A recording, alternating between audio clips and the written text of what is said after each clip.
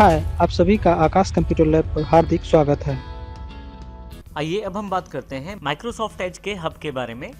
Hub एक तरह से मेन्यू है जिसमें आपके पास काफ़ी सारे ऑप्शंस अवेलेबल हैं, जैसे कि यहाँ पे बुकमार्क्स के लिए स्टार वाला ऑप्शन, रीडिंग लिस्ट के लिए रीडिंग लिस्ट वाला ऑप्शन, हिस्ट्री और डाउनलोडिंग के लिए आप यहाँ से बुकमार्क्स देख सकते हैं, रीडिंग लिस्ट देख सकते हैं, हिस्ट्री देख सकते हैं और साथ ही अपने डाउनलोड को कलेक्शन भी यहाँ कर सकते हैं। आइए सबसे पहले देखते हैं कि बुकमार्क किस प्रकार बनाया जा सकता है। किसी भी पेज को बुकमार्क बनाने के लिए सबसे पहले उस पेज को खोल ले। जैसे मैं इस वेबसाइट को खोल लेता हूं यहाँ पे यदि आप इस वेबसाइट को एज अ बुकमार्क यूज करना चाहते हैं, बाद में इस वेबसाइट पर डायरेक्टली आना चाहते हैं, तो बस आपको स्टार पे क्लिक करना है। जैसे ही क्लिक करेंगे आपके पास देखिए यहाँ नीचे एक छोटा सा मेन्यू अवेलेबल हो जाएगा। विंडोज़ में बुकमार्क्स को फेवरेट्स कहा जाता है, तो यहाँ पे हम फेवरेट्स वर्ड का इस्तेमाल करेंगे। आप देखेंगे कि स्टार सिंबल जो है वो फेवरेट्स के लिए प्रयोग किया गया है। आप किस नाम से इस वेब पेज को दोबारा जानना या पहचानना चाहते हैं वो रख दें यहाँ पे। जैसे मैं यहाँ पे इसका नाम रख देता हूँ अलग से।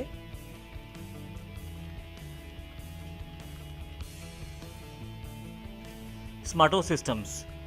और इसको मैं कहाँ रखना चाहता हूँ, अगर डायरेक्टली मैं ऐड कर देता हूँ इसको, तो ये डिफ़ॉल्ट रूप में फेवरेट्स का एक फ़ोल्डर है उसमें सेव हो जाएगा। परंतु यदि मैं चाहूँ तो एक नया फ़ोल्डर बनाकर उसमें भी ये सारे के सारे बुकमार्क्स या फेवरेट्स स्टोर कर सकता हूँ। अभी मैं यहाँ पे इसको फेवरेट्स में ही रहने देता हूँ और ऐड कर देता हूँ। आप देखेंगे कि जो स्टार है वो येलो कलर का हो गया है, जिसका अर्थ है कि ये पेज बुकमार्क हो चुका है। फेवरेट्स में ऐड किए गए बुकमार्क्स को या फेवरेट्स को आप कभी भी दोबारा एक्सेस कर सकते हैं। इसका अर्थ यह है कि आप पेज को डायरेक्टली टाइप ना करके उसका एड्रेस फेवरेट से खोल सकते हैं। इसके लिए आप हब पे क्लिक करें। आप देखेंगे यहाँ पे आपके पास स्टार वाला ऑप्शन पहले से सिलेक्टेड है, और यदि नहीं है तो आप इसको क्लिक कर दें।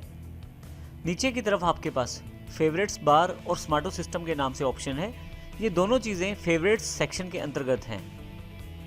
अर्थात यहाँ पे फेवरेट्स में दो चीज़ें शामिल हैं, एक तो जो आप पेजेस सेलेक्ट करते चले गए हैं, और दूसरा जो आपके पास एक फेवरेट्स बार का भी ऑप्शन है। आप चाहें तो इस माइक्रोसॉफ्ट एज के पास टाइटल बार के पास बिल्कुल एक फेवरेट बार भी लेकर आ सकते हैं।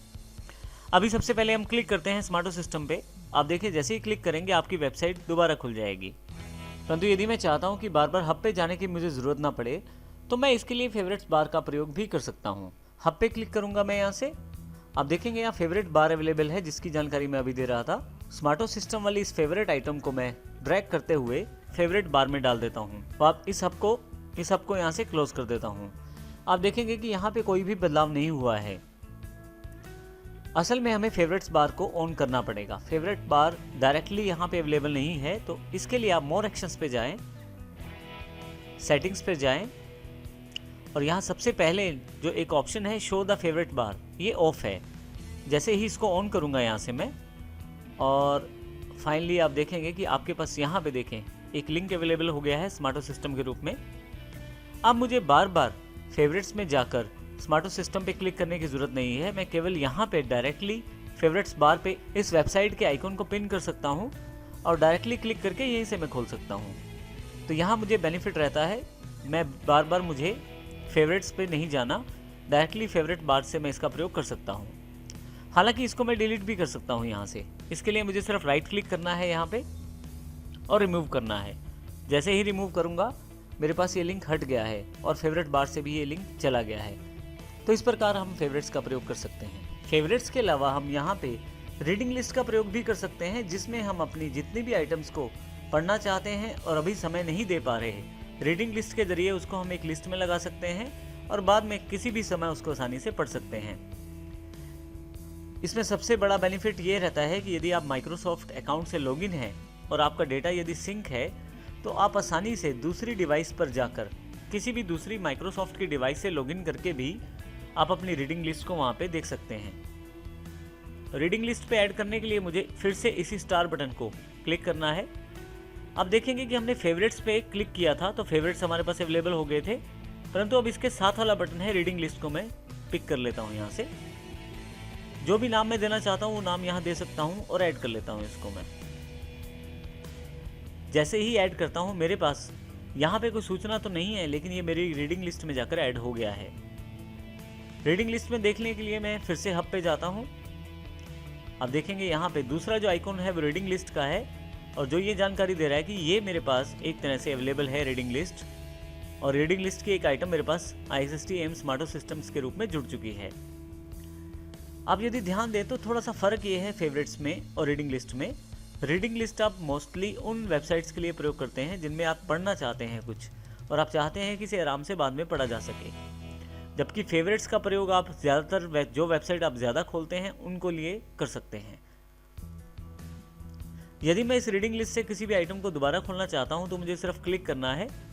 ऑलरेडी मेरे पास वो वेबसाइट अवेलेबल है, परंतु यदि यहाँ पे वो वेबसाइट अवेलेबल नहीं भी हो तो रीडिंग लिस्ट से वो वेबसाइट मेरे पास आ जाएगी। यदि मैं रीडिंग लिस्ट से उस वेबसाइट को रिमूव करना चाहता हूँ तो उसके लिए मुझे यहाँ क्लिक करना है, रीडिंग लिस्ट पे जाना है और नीचे यहाँ पे राइट क्लिक करना है और रिमूव कर देना है। जैसे ही रिमूव करूँगा देखें इस रीडिंग लिस्ट से वो आइटम डिलीट हो चुकी है। इसी के साथ हम अगले ऑप्शन की बात भी यहाँ करते हैं। नेक्स्ट ऑप्शन जो हमारे पास है वो हिस्ट्री का है। आज मैं किस किस वेबसाइट पे कहाँ गया हूँ इसकी जानकारी भी है, पिछले 1 घंटे की जानकारी भी है, यस्टरडे अर्थात कल की, और उससे पहले वाले दिनों की जानकारी भी यहाँ पे अवेलेबल है। तो यहाँ से मैं आसानी से अपनी हिस्ट्री चेक कर सकता हूँ कि कहाँ मैंने किन किन वेबसाइट्स को मैंने चेकआउट किया है या किन किन वेबसाइट्स पे मैंने सर्फिंग की है। तो आप आसानी से यहाँ अपनी ब्राउजिंग हिस्ट्री को देख सकते हैं, और आप चाहें तो यहाँ से हिस्ट्री डिलीट भी कर सकते हैं। मान लीजिए ISST एम्स की इस वेबसाइट की हिस्ट्री को डिलीट करना चाहता हूँ, तो जैसे ही माउस इस पे लेके जाऊँगा कॉर्नर पे ये जो बटन है क्रॉस का ये रेड हो जाएगा। मैं बस इस पर क्लिक करूँगा और देखिए ये डिलीट हो गया है। इसी तरह से यस्टरडे की हिस्ट्री डिलीट करनी है, मैं क्लिक कर देता हूँ, यस्टरडे वाला हिस्ट्री डिलीट हो गया है।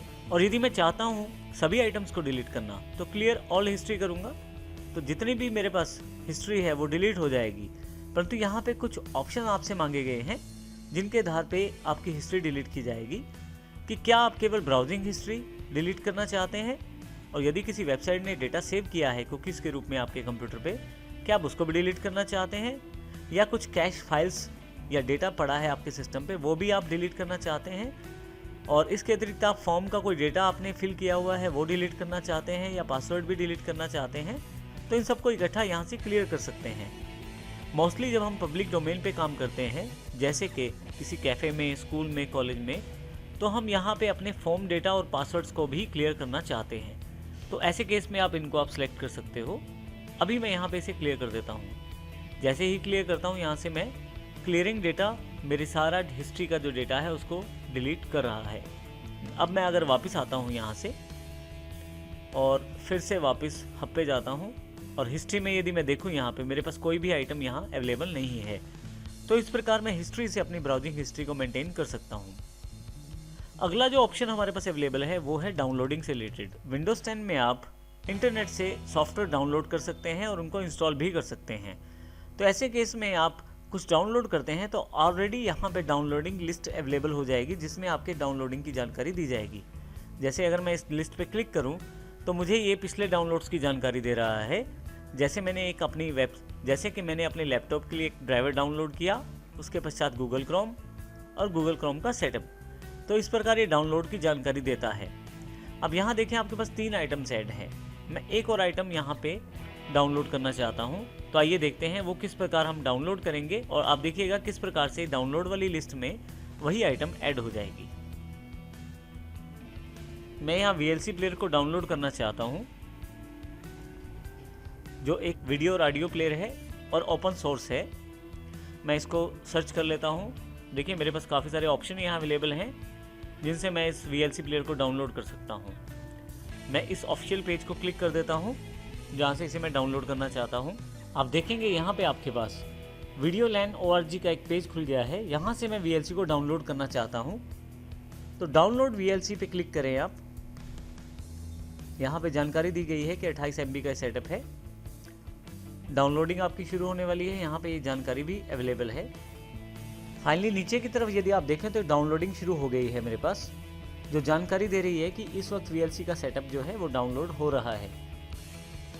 डाउनलोडिंग करते समय आपके पास 2 ऑप्शन अवेलेबल हैं, पॉज और कैंसिल। यदि मैं किसी कारण से इसको पॉज करना चाहता हूँ, अभी डाउनलोड नहीं करना चाहता तो पॉज कर सकता हूँ और बाद में उसको रिज्यूम भी कर सकता हूँ। अब मैं डाउनलोड ही नहीं करना चाहता तो मैं कैंसिल कर सकता हूँ। और यदि आप ये जो बार डाउनलोडिंग की इन्फॉर्मेशन दिखा रही है इसको हटाना चाहते हैं तो इस क्लोज बटन पे क्लिक कर दें तो ये बार हट जाएगी। परंतु इस बार को क्लोज करने का अर्थ ये नहीं है कि डाउनलोडिंग बंद हो गई है। डाउनलोडिंग आपकी चल रही है। इसको देखने के लिए हम फिर से हब पे जाते हैं और यदि आप डाउनलोडिंग सेक्शन में देखें तो यहाँ पे डाउनलोडिंग की जानकारी दी जा रही है। जो फाइल डाउनलोड हो रही है उसकी जानकारी आपके पास यहाँ अवेलेबल है। अब आप यहाँ देखें तो आपके पास देखिए डाउनलोडिंग कंप्लीट हो गई है।